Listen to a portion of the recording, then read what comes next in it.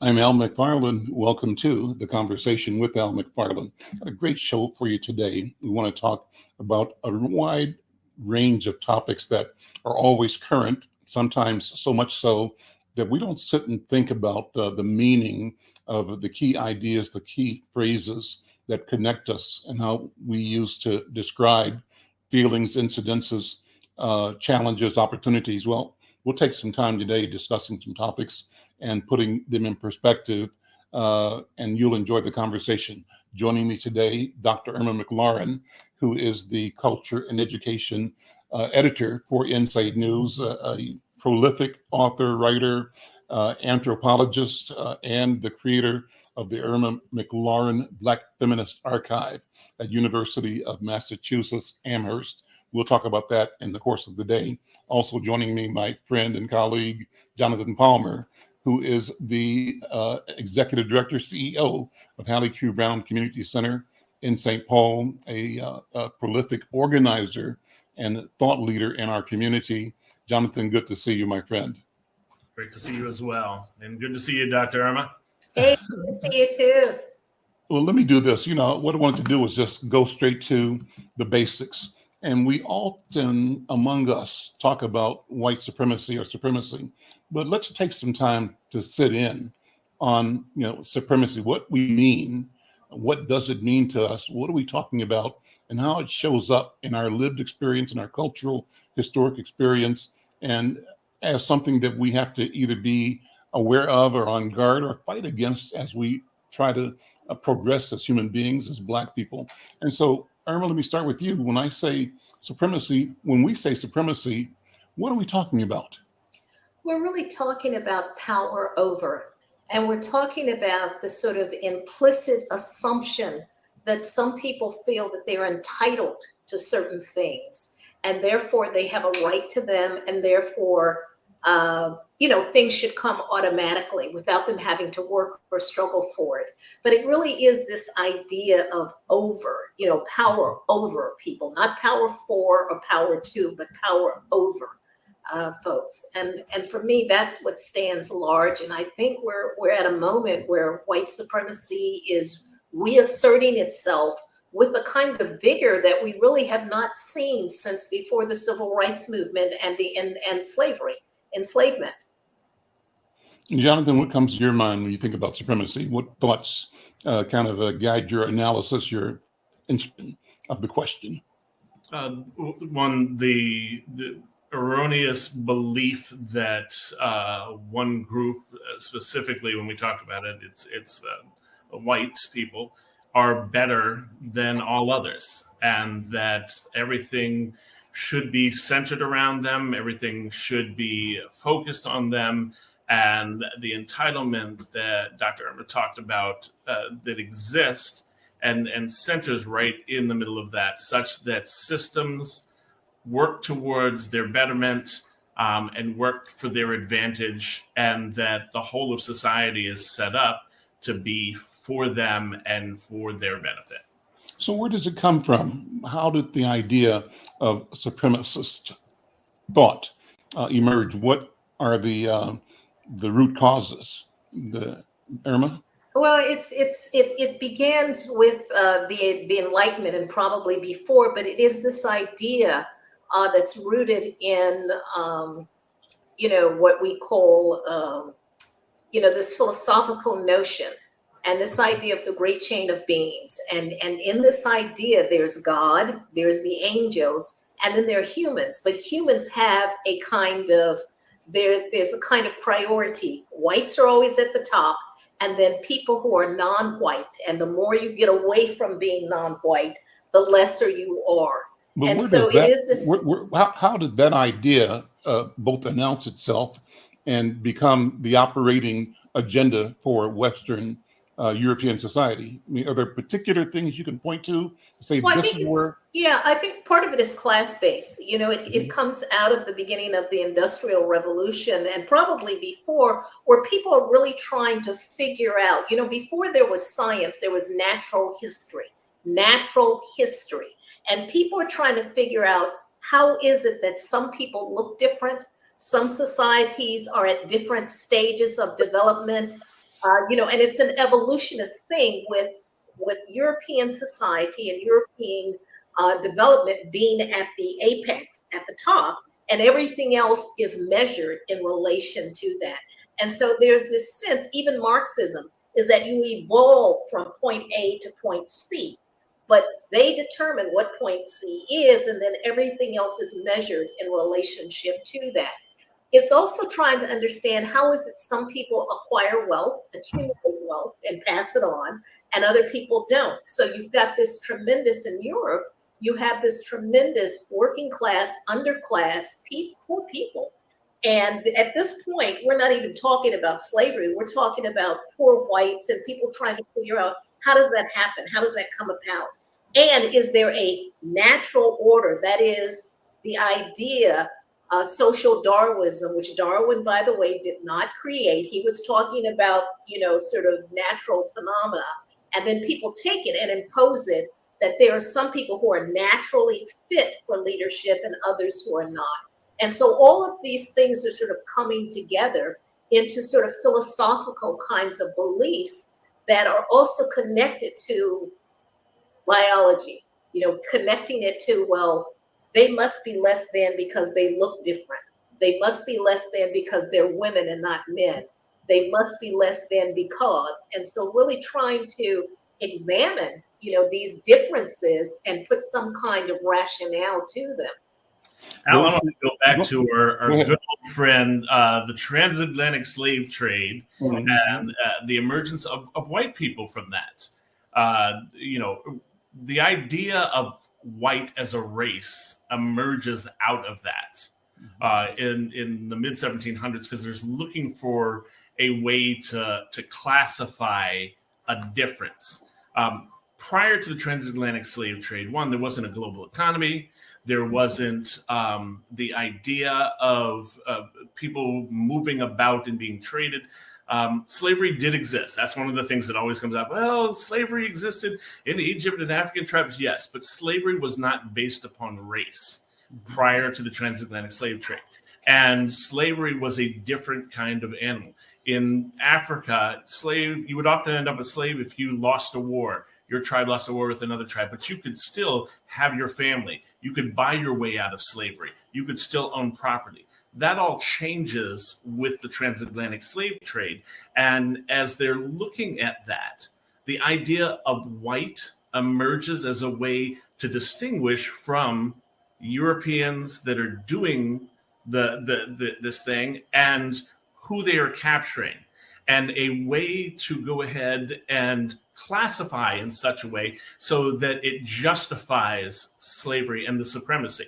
You come up with that, as Dr. Irma said, they're looking at this classification, who should lead, who should rule, and in order to go ahead and reconcile Christian beliefs with the actions that they're doing, in order to reconcile the notion of freedom with what they're doing to Africans and to other people of color across the world, they have to create this notion of white, and white is better than, and it's anointed by God, and this is the order that it should be in, so that it is okay for us to do this.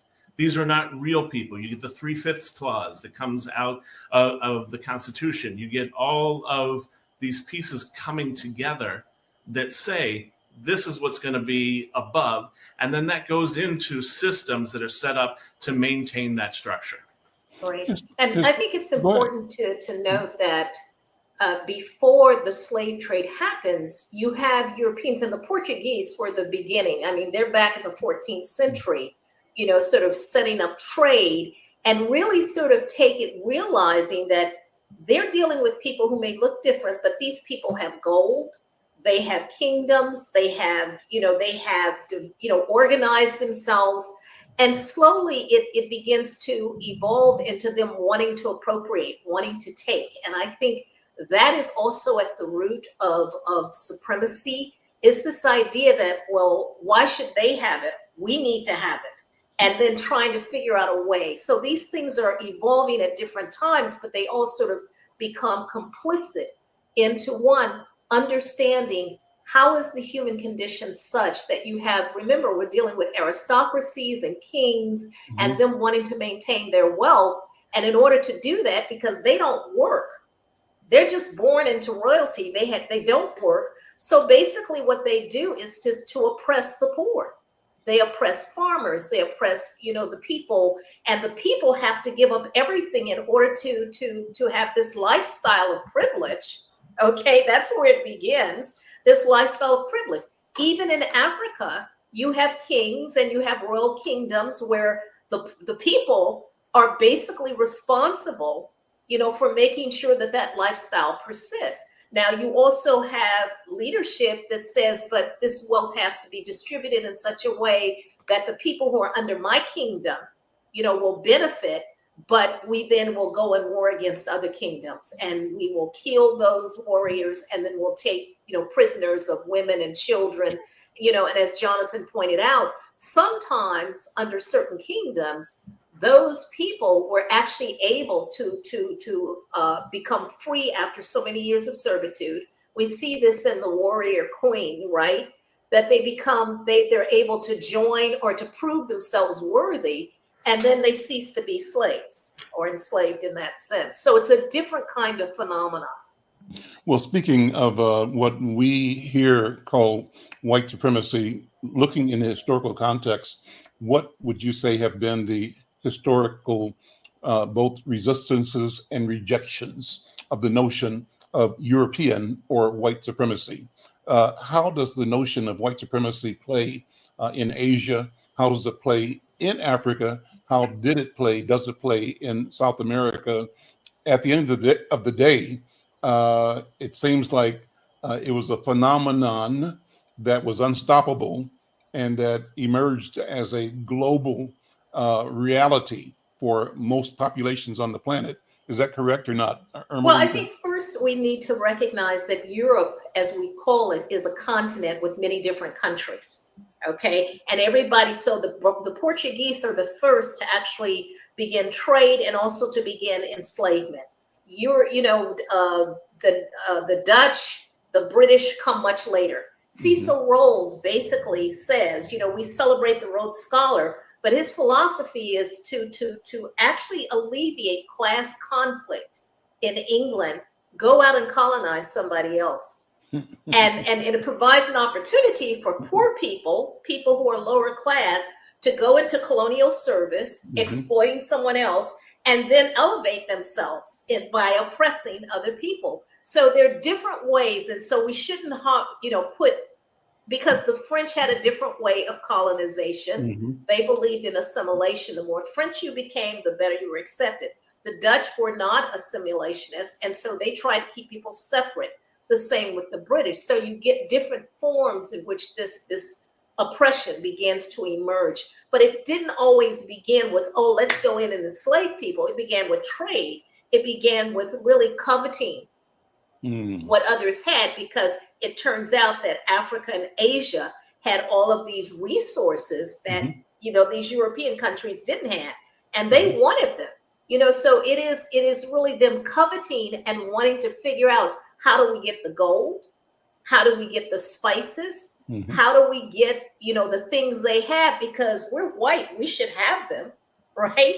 But it began with trade in that sense. And people weren't expecting this kind of reaction. They were unprepared for it. And one of my favorite comedians, Eddie Izzard, has a joke about that England conquered the world with the convenient use of flags. Just showing up at a country. Do you have a flag? Nope. Okay, you're England's colony now.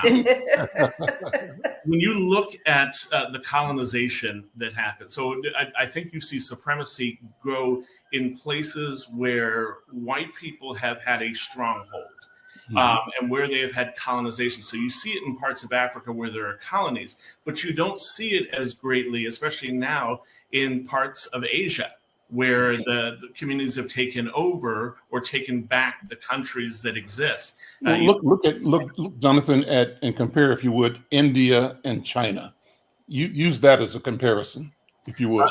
And what you have there is a good kind of juxtaposition, because when you look at British rule in India, and that they were in charge. They took over the country, and then with them coming out, you get the partition. So even though the British leave, the idea is still there in terms of supremacy, and you get Pakistan coming out of that, and the segregation of people by religion and being moved out and sectioned off based on those pieces. So you have the supremacy coming in, the colonization, but it doesn't last when you have numbers that are far in excess of what colonizers can bring.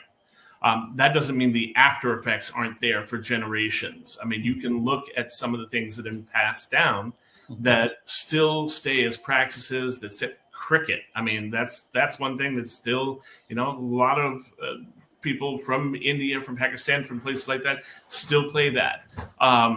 You look at what's happened in China as China has become more and more on the forefront of world powers, and the release of colonization within that, which wasn't as large as it was in, say, India or other parts of Africa.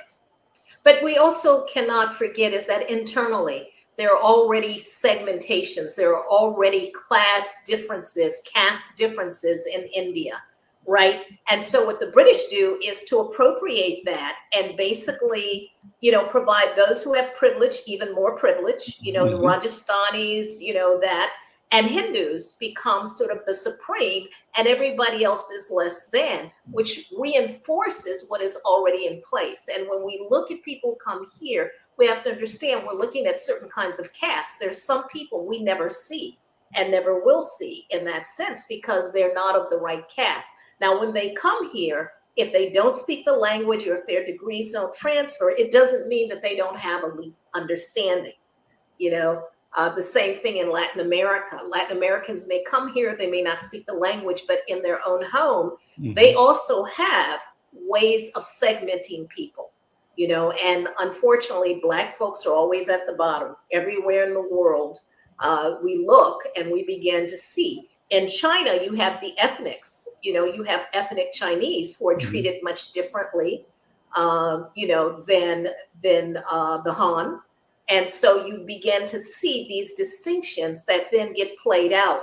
When people come to this country as immigrants, we have to understand they already have a level of oppression and stratification built into their own cultural systems. Then they come here and they incorporate the American stratification. So you've got like double layers of oppression and ideology that is operating in there, right? And it depends on if they come to this country as a person of color or as a white person. No, they didn't come. They didn't come here as people of color. That is an invented term that we invented to try and become more unified, believing that simply because someone, possessed melanin, but if their caste standing is such, they consider themselves to be elite. It has nothing to do with the melanin in their skin. People of color is an invented term. First, it was third world. It was a way of sort of us unifying people who are engaged in liberation struggle. Then it became, minorities, and they'll tell you, they're not minorities. And then we created this term called people of color, which I have no idea what it means, but it is a useless term because it assumes that because someone has some brown in their skin, that ideologically they see themselves as part of an oppressed class. That is not the case. That is not the case. So that wasn't quite what I was talking about.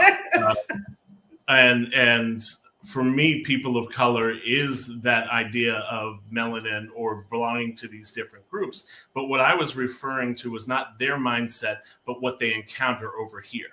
So it doesn't matter how elite you think you are from another country. When you come over here and your skin is brown, you're going to run into some of the same systematic oppressions that people who were born here and grew up with those are.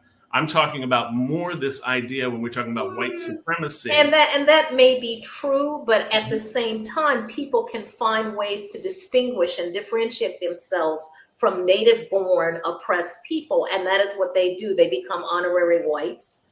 They see themselves as different from, so they may encounter some oppression, but class standing has a lot to do with it.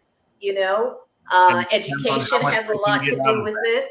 And if they then appropriate the oppression of the United States and then oppress people who don't look like them, who have more melanin in their skin, then they're part of the problem. They become complicit, regardless of whether they encounter it or not. Let me step back again. So when did Africans colonize Europe? And part of the story that I hear from time to time is that this is the pendulum swing from the African presence in Europe that brought Europe out of the Dark Ages and into the Enlightenment. You described it. It was African knowledge, African education, African both astrology and architecture that elevated education, that elevated in Spain in particular, and from there spread out to more of Europe. And also India. There's an African presence that is documented that dates back to the 15th century, in India. So has the repression of Africanity been a consequence, a payback? There's an argument that did we do badly to those people, so much so that they now are doing badly to us, or is that a convenient dismissal of the reality of history? There, at least as far as I know, and I've been thinking about Dr. Ganamado, who was, in Mobile from Benin, and there's clearly exchanges, and there may have been elements of oppression, but there is not the sort of global systematic, oppression that we see. It's more an exchange of ideas. People were treated, in that particular way. We don't have any evidence of Africans colonizing. Did they share information? Yes. Is Europe pissed off about that? Probably, because they like to believe that they were the first to invent everything. So part of it is, what was that exchange? Was it an exchange of equals or superior, meaning that Africans had already invented a mathematical, the oldest mathematical equations are documented in Africa, not in Europe. We know that the Aztecs, invented astronomy in certain ways, as well as Africa. And so are Europeans now wanting to rewrite history and see themselves as the center of everything? Of course. I wouldn't even put that to now. I think that's been there for a number of years. But really what it goes back to is it goes back to antiquity. Egypt was the center of learning in the ancient world. People came from all over the world to study in Egypt and carried the knowledge back to every place they go. Pythagoras, 22 years studying in Egypt. All his theorems and everything, that's all Egyptian.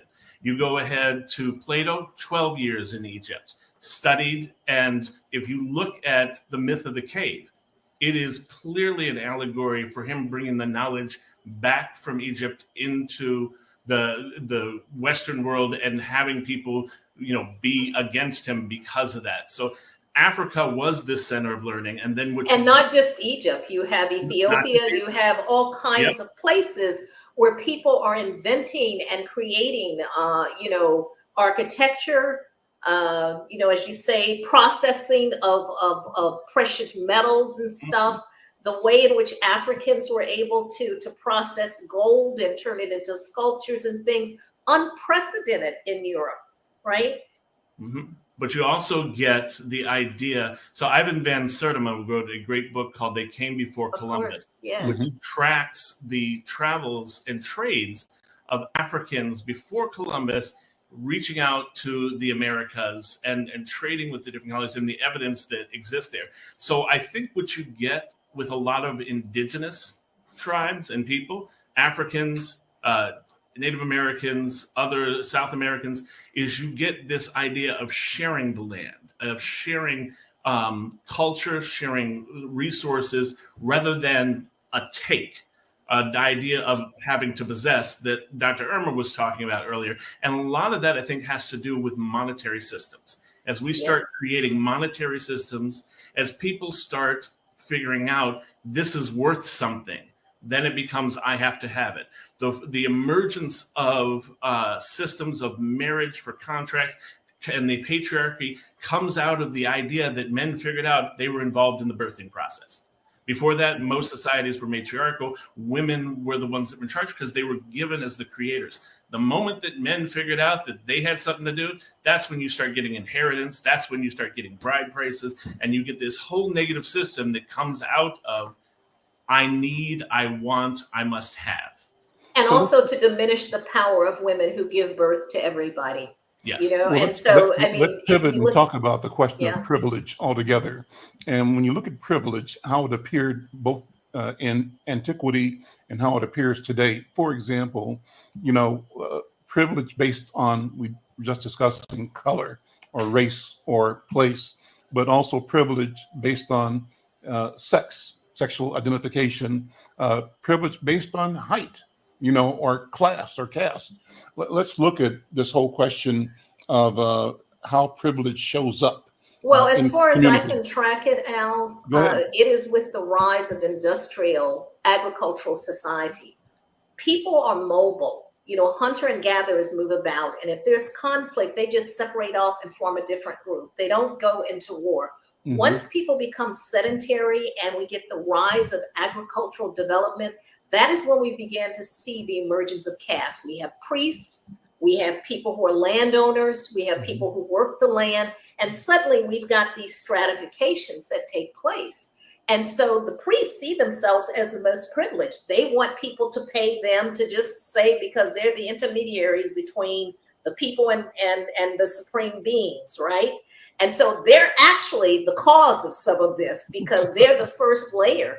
Then you begin to get this notion of landowners and who should rule. And it becomes things where it becomes inherited, right? So you have siblings marrying each other in order to maintain the integrity, of that. It messes with the gene pool when you do that, right? But that's another story. But, people trying to say retain this idea of generational wealth.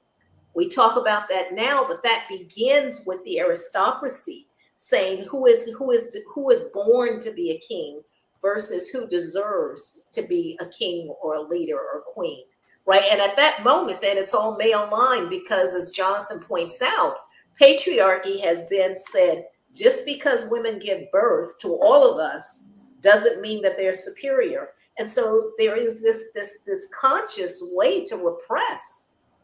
Think about it. The Virgin Mary is the epitome of the supreme power. She gives birth to, in the Judeo-Christian religion, the ultimate king of kings, right? Mm-hmm. And yet women are seen as less than in the church. And that is a way to appropriate power and to try and take away from that powerful phenomenon.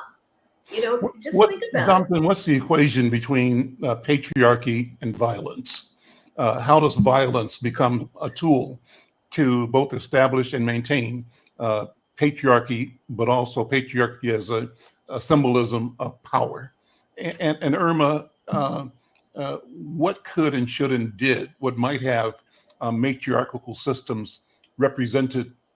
Did they represent balance, a different approach to seeing the world that was not derived from exploitative power, but a sharing or a balance of some sort? Jonathan, what do you think? I think definitely it goes back to one of the pieces Dr. Irma was talking about in terms of, people becoming sedentary. And when you start having things that you can describe as mine and how you have to defend that instead of just sharing, this idea that emerges of possession. We talk about possessions 9/10 of the law. It's this idea of having, and it only belongs to you, and you want to keep from everybody else. With many of the earlier societies, there's free trade, there is sharing, there is community aspects. When you deal with an issue of mental health in Africa, it's the village comes together around that versus this individuals out there by themselves. So the more individualism that we have created as a sectioning off versus people emerging into what their independence, that's where it gets into this idea of this has to be mine. I have to keep it from you. you cannot have, and if you won't listen to me and back off, I will go ahead and strike at you. And that's where a lot of your religious tones come into, is a way of keeping that violence and keeping that control in place, but the violence checked, because it comes out, thou shalt not kill, thou shalt not bear false witness, all these things that are guides for people having good behavior. And I think one of the things we can say is that every culture we know has a set of values. They have a sense of what is right, what is wrong, what is permissible, what is not permissible. It is in European societies that people begin and others codify laws, okay, which is a sort of an institutionalization of some of these things. And remember, when you're sedentary and you work that land, eventually you exhaust the land. And so what do you need to do? You need to expand. You need to go get some new land, because you've exhausted the land that you've been using for after a while, certain crops will just rob the land of its value. And so people want to expand. They want to own lots of different things. As Jonathan pointed out, this notion of possession. When we began to look at encounters before colonialism, the sense of reciprocity, you have European beliefs around possession and ownership who are encountering people who believe in reciprocity. That if you have, think about the Trobriand Islanders that Malinowski wrote about. They had this sense of balance, of general reciprocity. Kings would have these ostentatious feasts where everybody would benefit. And then what they would do is that they didn't expect to get it back, because it would circulate through the society. So it was a redistribution of wealth in a particular kind of way. Europeans come and they can't understand why you would do that. You're supposed to just keep it to yourself. So we have these different value systems that they're not able to articulate, that are encountering each other. And the European value system, they say, well, look, can we have some of this land? And people think, well, sure, we're not using that land over there. They didn't realize that what the Europeans wanted was to own it and have it forever, And so sometimes these encounters are really lost in miscommunications and translations, and it begins to have, a serious repercussions on the cultures that come in contact with this. Let's take a quick break and we'll come back. This is The Conversation with Al McFarlane, my guest, Dr. Irma McClaurin and Jonathan Palmer. What a great conversation. We'll get deeper in a minute. Stay tuned. Are you or someone you know recovering financially from the COVID-19 pandemic, the lockdown, or any other reason? If so, help is available. Findhelp.org is a site to find a wide range of resources, including food, medical care, and more. The best part is based on your zip code. Visit findhelp.org, enter your zip code and the service you need. You'll get a map directing you to the organizations that can help you. Help is waiting at findhelp.org. If you need help starting anew, findhelp.org is the site for you. I'm Al McFarlane. This is The Conversation with Al McFarlane. What a wonderful conversation with my colleagues and my companions, Dr. Irma McClaurin, who's the education and culture editor for Insight News, an educator, an anthropologist, the founder of the Irma McClaurin Black Feminist Archive at University of Massachusetts Amherst, and one of the principals, the creating founder of the University Research, Outreach, and Engagement Center here at University of Minnesota. Also, Jonathan Palmer, who is the executive director and CEO at one of the legacy institutions in Twin Cities, Hallie Q. Brown Community Center in St. Paul. What a great conversation.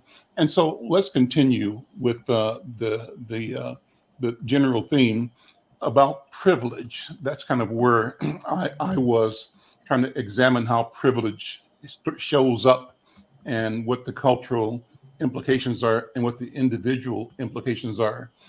So what does privilege look like for individuals in a community, in culture? And how do we tie this idea of understanding privilege to its broader, its macro impact? And to understand it that way, does that lead us to other ways of thinking? I don't know. I'm asking you. What do you think, Dr. Irma? I would say that one, we have to understand that privilege operates on multiple levels. I used to say to a friend of mine, a white woman from Minneapolis, you have privilege. You're blonde. People are going to assume that you have certain kinds of skills or qualities just by looking at you. And she kept saying, "But I'm poor. I'm not privileged." So some people associate privilege with wealth, with economic wealth, and that's a mistake. It is this sense of, as the little statement says, if you don't have to think about it. When I go to the store and I'm going to write a check, back in the day before you tapped your card, it used to be you had to think about how you were dressed, because if Black people came in and were to write a check, if they were in shorts and cutoffs, people wanted to see 5 kinds of ID. And I used to give this as a class assignment to my students. I would say, I want you to go to a space and I want you to just observe like the differences in how customers are treated. And one young woman went to a jewelry store in the mall, and she had her boyfriend, who was Black, come in. He's dressed in a suit and he says he wants to get an engagement ring for his girlfriend. And she's standing back observing. And so they show him the rings, but they never take it out of the case. She then sends in her surfer friend who is in cutoffs and flip-flops, and he says he wants to get an engagement ring. They take out the jewelry box and they show it to them. So who is more likely to buy this has nothing to do with it. The privilege this young surfer guy has is that he's white. They assume that he's going to be able to purchase this. And even if he doesn't, he gets to check the merchandise up close. Whereas the person who is dressed in such a way that he looks like he might be able to afford it doesn't get that privilege.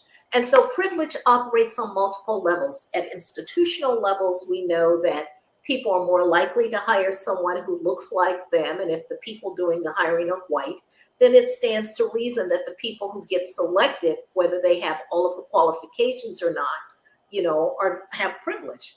And those of us who've worked in those environments know that we have to jump through multiple hoops. We have to be twice as good, 10 times as good, in order to achieve the same recognition, of our talents. And so privilege is that unstated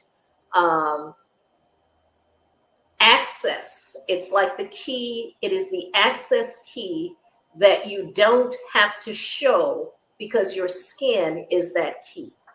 And for men, it is their gender as well. So if you've got to choose between two, are you going to take a man or a woman? Historically had been, you take the man, because the assumption was, even if he doesn't have all the skills, he'll learn it faster because men are smarter than women. That was a built-in assumption.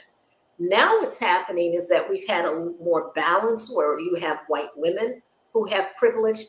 Unfortunately, they're now operating in the same space as white men. They've become gatekeepers. And so they are now committed to keeping people who look like me and Jonathan and you out, as opposed to letting us in.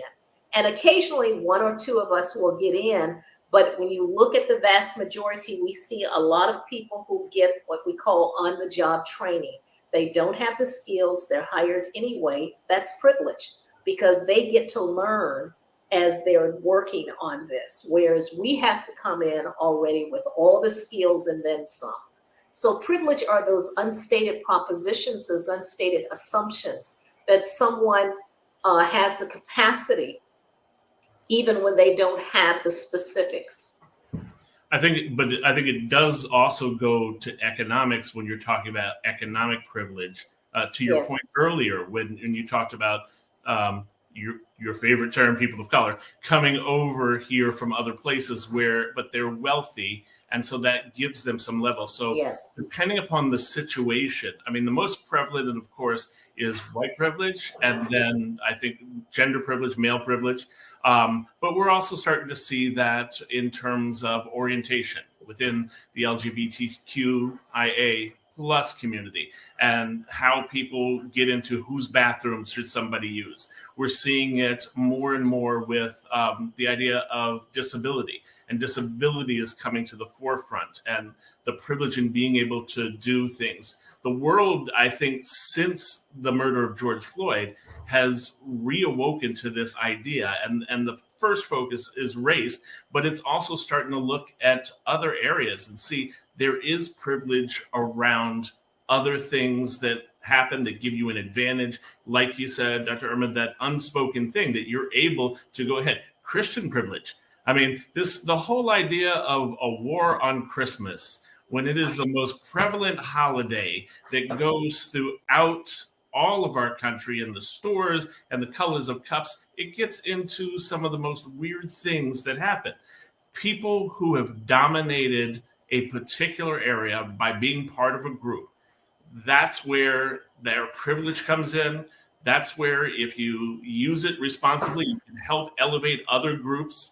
But if you don't, it becomes part of that oppressor class that goes ahead and takes advantage, that keeps women from getting to the jobs and getting fair pay. Yes. It keeps Black people from being able to live in a neighborhood or get a certain job, that keeps people who are disabled from being able to go freely in spaces and be able to partake of the same things that all of us do. So, and when you have an intersection of those things, you Yes. know, which is what Kimberly Crenshaw talked about, is that if you only are trying to account for policy changes or changes that have to do with race, and you don't take into account that the person is also a woman or has a different sexual orientation and also may be disabled, right? Or, you know, then you're not really addressing all of it because you're only looking at one component. So some of us come with all of those aspects and they intersect. But also, let me just say, in the LGBTQIA community, there is also privilege. White gay men have more privilege because they're white, they're men. And even if they present as gay, they still come with a certain amount of privilege because of of their race. Okay. And also whether they chose to be out or in, right? Because some have amassed tremendous wealth as a result of functioning, you know, passing, as one of my colleagues says, he's writing a book called Passing for Almost Straight. They've passed for almost straight. They've amassed tremendous wealth. And within that LGBTQI community, there's also divisions there, that simply having sexual orientation similar does not necessarily discount issues of race or gender, you know, in that respect too. So we shouldn't forget that even within oppression, there's oppression. And that reflects that multifaceted nature of privilege, and the idea that we're opening up to these ideas, but it is so much all at the same time that is happening that sometimes it's hard to sort out which piece we're working on and which piece is still affecting the group at that point. It's just important that we're being mindful of the idea, being mindful of privilege, and working around addressing the issues as best that we can. I would say that when you find that you embody more of those intersections, that's where the fatigue comes in, because it's very difficult to function, you know, on an everyday basis. When a friend of mine, Dr. Kashal Scott, she has people do a push-up and says, okay, so if you're racialized, you know, do a push-up. If you have gender that has been oppressed, do a push-up. And then you see the people who don't have to do that, and they're standing back and saying, wow, you all are doing a lot of push-ups, right? And it begins to make people realize how physically exhausting it is when you embody so many of these intersections, you know?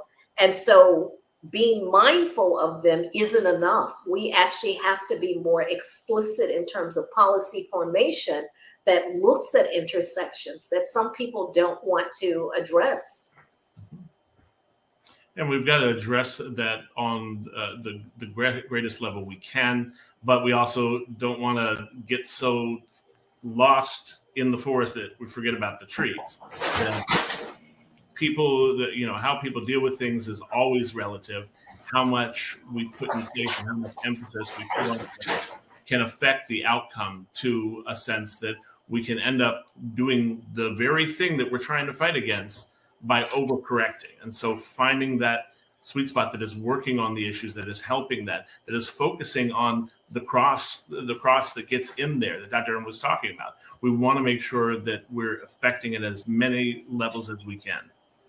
And I think we also have to understand that when people have had privilege for so long and they begin to see that privilege being parceled out across many different people so they don't have as much of it as they want, we're getting a reaction. And I think we're in that moment now. I think this sense of trying to rewrite history to say slavery was a good thing and that you folks benefited from it, not to mention us folks, white folks benefited from it. Right. That we're in that moment where people are trying to reclaim what I call reclaim whiteness or reclaim white supremacy and white privilege. They're saying, well, wait a minute, I think I've given up too much, in trying to, as you say, to compensate and to the idea of equity and equal. So when you have privilege, you want everything equal. That means everybody gets the same. So if I'm 5'2" and the table is 6 feet, it doesn't work for me, but it may work for other people. Equitable means you adjust the table or you give me a stool to stand on, and that means I'm going to have something different from you. People with privilege don't want that, and that's what we're beginning to see is people trying to rewrite history, banning books, trying to formulate things in such a way where their privilege is assured and is stabilized and is passed on to their children, as opposed to sharing it across the board. So, Irma, before you go, Jonathan, I keep coming into thinking of you as the creator of the Black Feminist Archive, number one, and the reason for the creation of a feminist archive, Black Feminist Archive. And it goes back to my original question, and that is about, is there a solution in historical matriarchal systems that is different from what we've decided and described as the patriarchy? And I think we said that I have anyway associated the violence with patriarchy, but it may be associated with matriarchal systems as well. But the question is, how do can we find a way to achieve balance, to achieve something different, a different lens or structure or process that comes out of the acknowledgement of women as the source of creation? Does it, Well, I think the question you're asking is, are women inherently more peaceful than men? Are they, because they give birth, more inclined? Well, not everybody has a nurturing spirit, right? But everything that we learn, people are not naturally born violent necessarily. There may be some people who have some kind of genetic dysfunction where their ability to empathize or have compassion has somehow been, turned off. But we all have the capacity for that. We are socialized. And I think women as well as men have to look at how we socialize. How do we socialize girls versus boys? How do we socialize people who began to manifest a difference in their orientation that is different from the biology, the body in which they were born, right? How do we accept that? So now there are debates about, is it too soon? Is that, should someone who's like 9 or 10 be able to say, well, I'm trans, or, I feel like I have the body of a boy, but I actually feel like I'm a girl, or I feel feminine, or whatever these terms may be. And I think we're trying to come to terms with that. We have ideas about at what point does one's biological or social identity manifest itself. We have put it at adolescence, right? But in other societies, people actually see development and adulthood at different ages than what we in the West and we in your sort of Europeanized societies see, And so there's some real questions out there. At what point, Margaret Mead raised this, is this nature or nurture?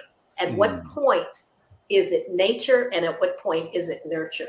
And what some would argue is that they both start so early in life. how we let boy babies cry more because we want to toughen them up, right? How we treat even infants begins to condition people towards what direction they move in. So to answer your question, I think we have to look at our socialization. How do we treat people from the time that they are born? Certainly giving birth for some people creates a level of compassion, but there are women who hate being mothers. There are women who do not want to nurture their children. Mhm. And so I think, rather than say that women are innately more, let's say that because of the social roles we've played, we have had more experience at negotiating and navigating conflict because we are generally in the domestic space with children, Mhm. and or also responsible for seniors because Mhm. women tend to get Mhm. put with that relationship as Yep. well. And so we've had more at compromise and trying to find non-conflictual ways of navigating these spaces. We need to find more ways, and I think we began to see that with parent leave is more men involved in child care or child rearing. More there are men starting to stay at home and letting their wives be the person who becomes the breadwinner. And I think the more that we make these kinds of adjustments where we see differences and possibilities, then I think we can move in a direction away from conflict. But if people want privilege, they will do it by any means necessary. And I think that's the moment we're in now. And it doesn't matter what their gender is, because some of the most strongest advocates of privilege at this moment are women. Mhm. Not men. Mhm. It's women who are Mhm. saying the most egregious kinds of things in terms of what should be happening or not, Mhm. right? Mhm. Let's look at the right to life movement, which historically has been women, but I've seen tons of men protesting some of the places that offer information about abortion. Mhm. These people are determined to make sure that women keep their children, and yet they have nothing to do with the foster care system.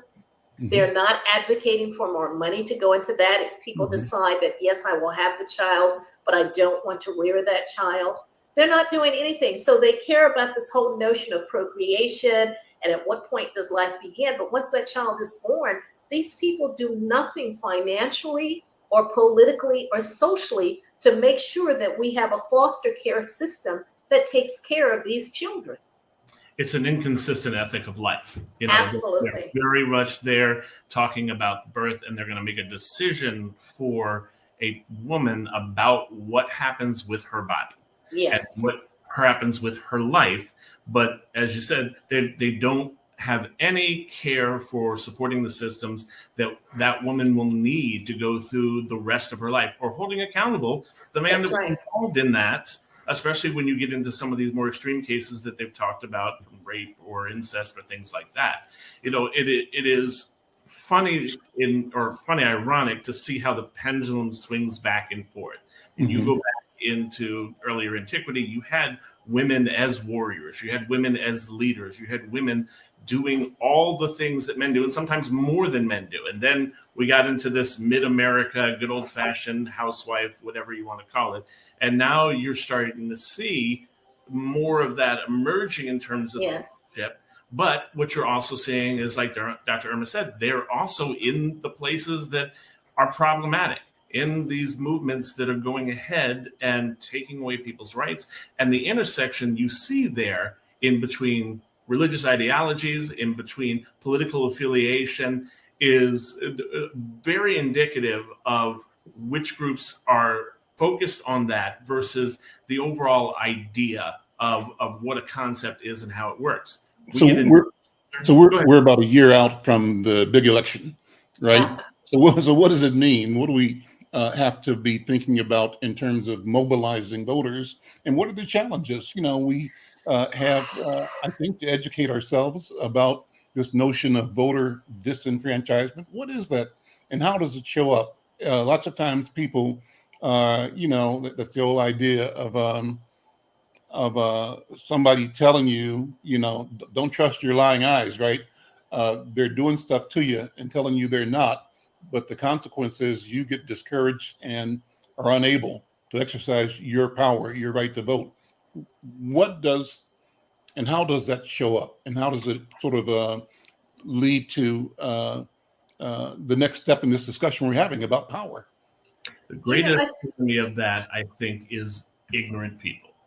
And I'm not trying to be facetious. I mean, people who don't know things, people who have picked up a soundbite, people who have heard something from a friend and don't actually investigate, don't actually take a look at what the impact will be on electing a person, on voting for a law, of going ahead and looking at the actual impact that something will have. You've had this whole big piece in schools where they're yelling about, we're not going to have them teach critical race theory at our school. And Florida's gone all way, way, way over there. And it's like, they're not teaching critical race theory in school. You're right. They're not going to do it. You can protest all you want. They're still not going to do it because it's a graduate level framework. So they can't teach it to a fourth grader. But you want to go ahead and get mad. And what they really mean when they say that, they mean history. Black history, history of BIPOC people, other groups about that.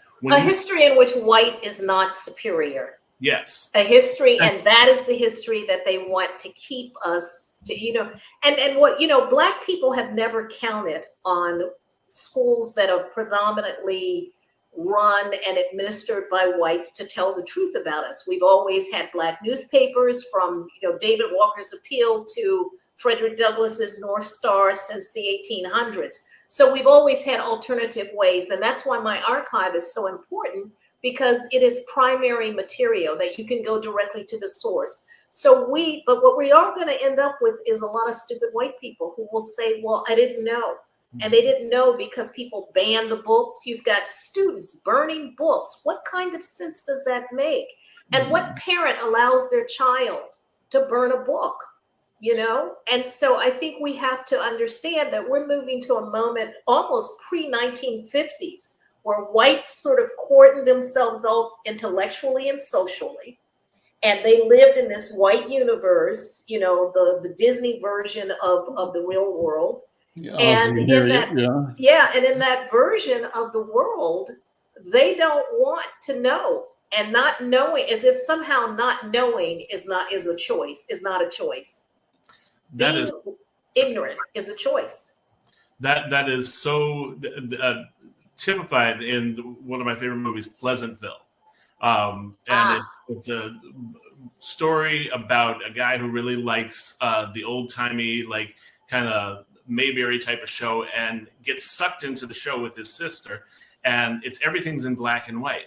But then his sister starts introducing ideas, and as she does, things start to have color in the world. And it sets up this whole dynamic of enlightenment color coming with enlightenment, and black and white 1950s being in that segmented off place.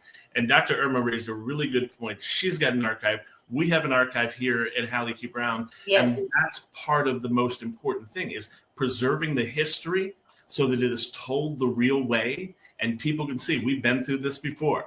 We're ready. And we have to understand that historians and documentarians, like I call the Ken Burns version of the world, they go to archives to get their materials. If we're not in it, then we don't exist. Guys, we're out of time. What a wonderful conversation, but it always goes so quickly.